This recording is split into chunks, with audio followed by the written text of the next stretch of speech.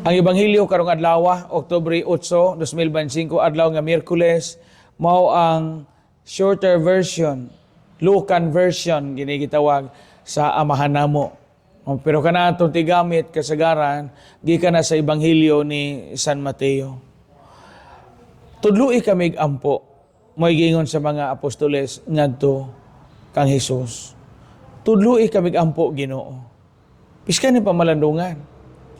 Mga ginikanan, mga magtutudlo sa Catholic schools, mga lulo ug lula, pareha sa request sa mga tinunan, tudlo imig ampo. Ito mga anak, tudlo ipod sila ampo. Maingon nga mga tinunan kapatudlo ni Jesus og ampo. Mayo na tausay mo tudlo kung saon pag-drive. Mayo na mo tudlo sa itong mga anak unsaon pag manicure o pag pedicure. Unya mayo na mo tudlo nila unsaon unsa dinha pag surfing, unsaon pagduag basketball, unsaon pagsayaw.